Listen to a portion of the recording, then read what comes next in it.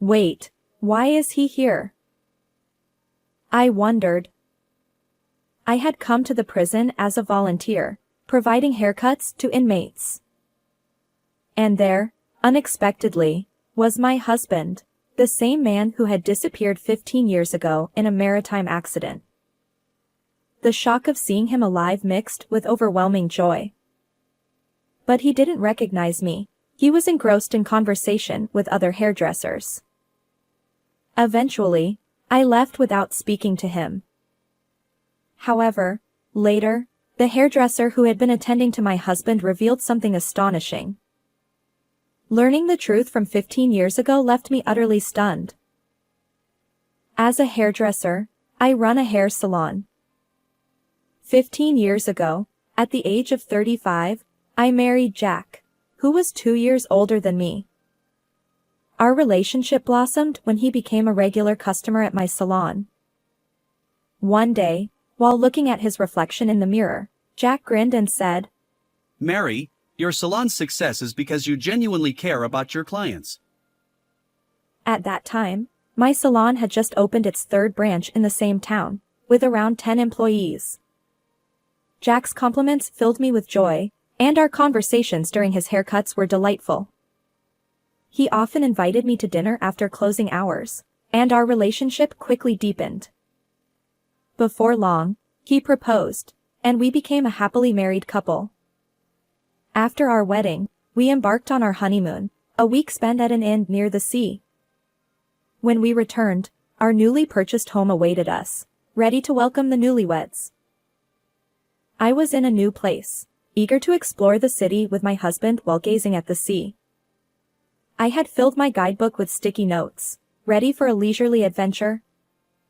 Upon arriving at our inn, which boasted a window overlooking the ocean, I anticipated a graceful experience. However, Jack surprised me by suggesting something unexpected. "I'll go fishing. They rent boats and fishing gear here." "But we just got here," I protested. "And you know I can't handle boats. I get terribly seasick." I had taken motion sickness medication several times before this trip, and Jack was well aware of my condition. Ignoring my concerns, he replied, "Mary, stay at the inn and rest. You must be tired from the journey. I'll catch some fish, and the innkeeper can prepare dinner for us." As he hurried off, I couldn't help feeling disappointed. I longed to spend time with Jack, but instead, I found myself alone in the room, revisiting the guidebook I had diligently studied. The day slipped away, leaving me feeling crestfallen. However, an unexpected turn of events occurred. Even during dinner time, there was no word from him. When I tried calling, there was no answer.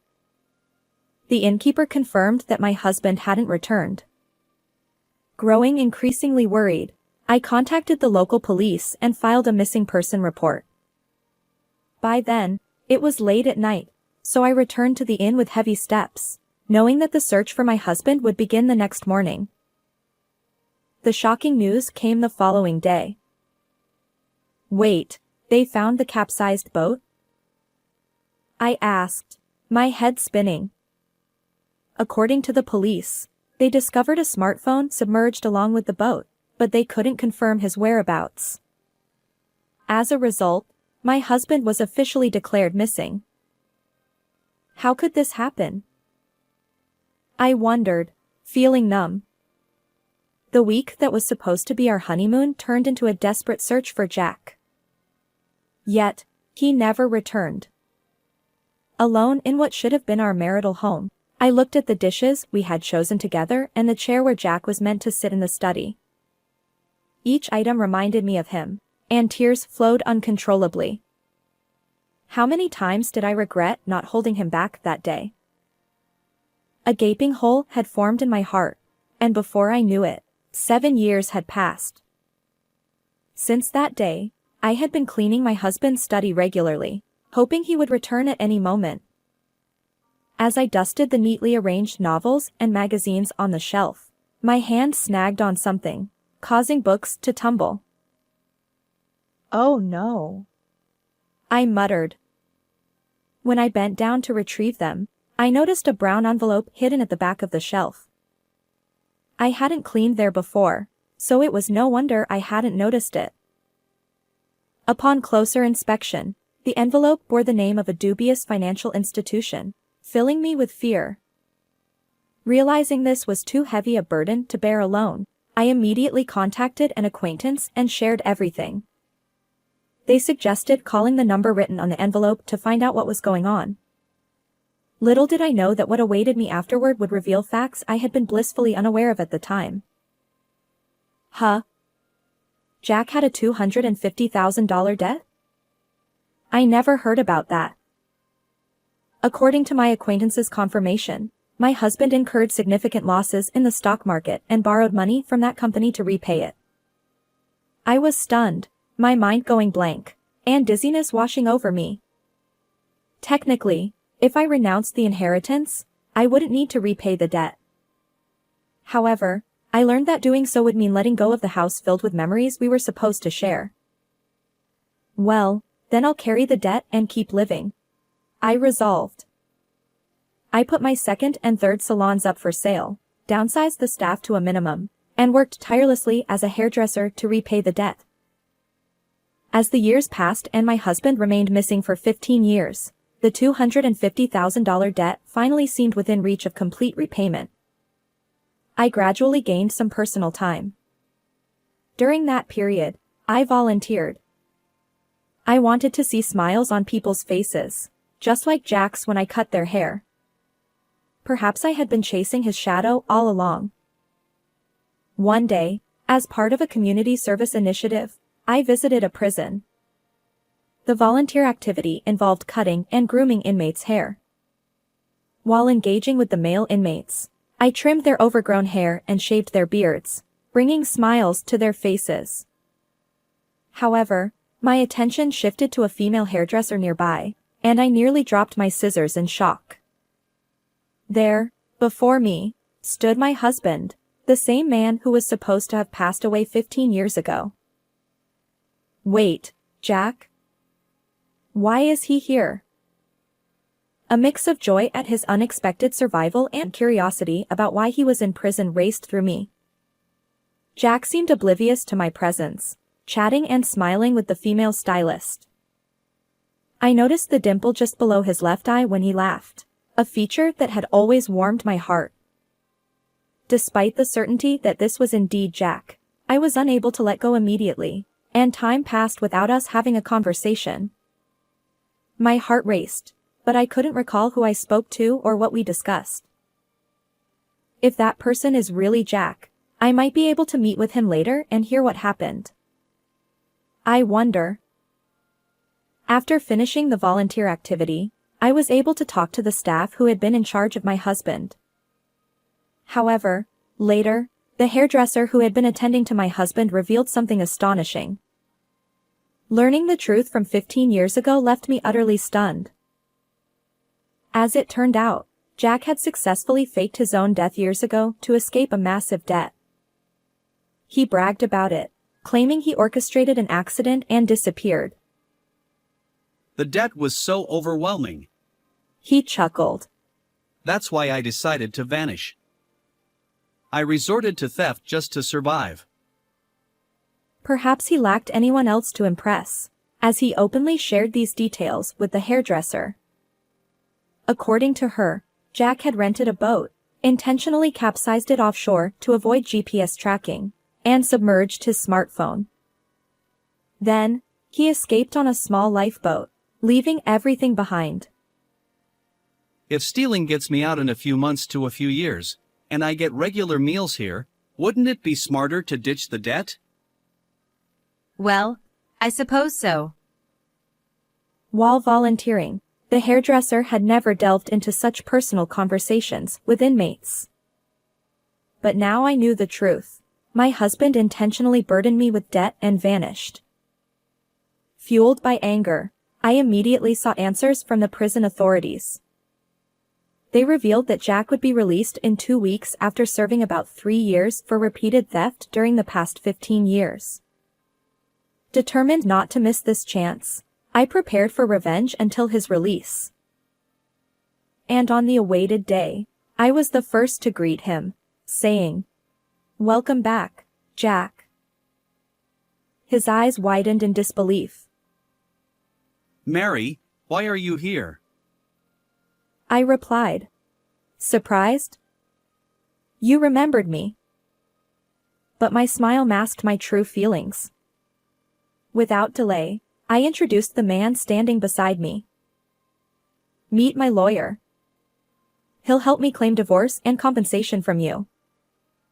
Jack retorted. What? You had debts. Where did you find money for a lawyer? I calmly stated. Indeed, it seems that intentionally burdening me with the $250,000 payment was your intention. Jack's face fell, realizing he couldn't take back his words. With a steely gaze, I led him to a nearby cafe, explaining. True, I couldn't afford a lawyer, but there are resources for people like me. I had learned about free legal consultations from an acquaintance. To be honest, even as I explained it, the situation felt like a made-up story to me. The staff assisting me were equally surprised, but they explained the potential financial support available. And so, step by step, I pursued legal proceedings against my husband. Well, it's true I had debts. But the boat capsizing was genuinely an accident. Afterward, I was swept away by the waves to a different place. No phone, no wallet. I couldn't make it back to you. His eyes pleaded for my belief. So you're saying you stole to survive? Exactly. I didn't intentionally burden you with the debt. It was an accident. And there's no lie in those words? Jack seemed relieved that I trusted him, nodding emphatically. Finally, the truth came out. Internally, I cheered. All right. Now let's prove that you left me with a $250,000 payment. Huh? How do you plan to do that after 15 years? He looked surprised, then quickly regained his composure. I won't let you deny this document. I pulled out a certain piece of paper. It was a promissory note for your debt. My name was written without my consent in the co-guarantor section, and even my signature was forged. However, when Jack saw it, he just snorted dismissively. If your name is written there, then you must have written it, right? What does this prove? Did you think I hadn't requested handwriting analysis?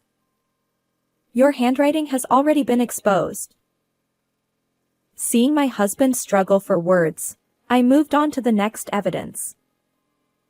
The proof that you disappeared is the missing person report filed during our honeymoon trip. You seem to want to steer the conversation against me. Jack still tried to put up a front, but sweat appeared on his forehead, and he nervously fidgeted with his fingers. But, don't you need evidence that I never intended to repay from the beginning? Jack found an escape route. There's no way to provide evidence of human emotions, right? He wore a smug expression as he said this. However, if he thought I would let him off the hook, he was sorely mistaken. Oh, did you forget? Weren't you the one who confessed voluntarily? What are you talking about? 2 weeks ago, you were bragging to the volunteer hairdresser, weren't you? At that moment, my husband's face turned pale as if it were drawn in a picture. Were you there? If we can get her testimony from that time, it'll be evidence that you never intended to repay. I continued. He tried to dismiss the hairdresser's testimony, claiming we were just colleagues at the volunteer event. But we had only met for the first time there. Although we worked in the same field, it was our initial encounter, and she wouldn't know my background. I continued to corner my husband relentlessly. And then, I decided to play my final card. It seems the police are investigating you. This time, for fraud against me. I revealed. Jack visibly swallowed nervously, and I leaned in closer. Just so you know, even if you're released and try to work somewhere, I'll make sure every place knows exactly what you've done. My husband must have seen me as a demon. Tears welled up in his eyes, and he began to apologize, crawling on the cafe floor. Please forgive me. Let's start a new life as a couple. It's fine, you don't need to do that. He looked up at me with an expression full of hope, as if wondering if I might forgive him. And that's when I pushed Jack off the cliff. If you pay me compensation for being burdened with your debt and alimony for our divorce, that'll be sufficient. I can't afford that. Then borrow from someone else. After all, that's your specialty, isn't it? I smiled at the despicable man who had deceived me all along. I won't let you walk into a new life. I'll make you suffer twice as much as the 15 years I endured. Accept your fate. As he wailed, tears and snot mixing, the police, whom the lawyer had called, arrived. And Jack was taken away. Afterward, my husband confessed everything during police interrogation. With the help of a lawyer, I emerged victorious in court, receiving $250,000 in damages from him and completely repaying the debt. Furthermore, our divorce was finalized, and I obtained a settlement of $30,000 in alimony. Meanwhile, Jack returned to the confines of prison. This time, his sentence extended even further due to deceiving me for 15 years. No one visits him, and I certainly have no intention of doing so. Jack will likely spend his days in that dim cell, isolated and alone. Even if he were released, his tarnished reputation and lack of trust would make survival difficult. To ensure Jack couldn't track me down, I sold the cherished house I had protected for him. I moved into an apartment, enjoying a comfortable and carefree life. Living in the apartment felt like the right choice from the beginning. As a successful salon owner, I might even reopen the third branch I had once let go. In this way, after letting go of all unnecessary baggage, the world sparkled anew. How did you find this story? Don't forget to subscribe to the channel.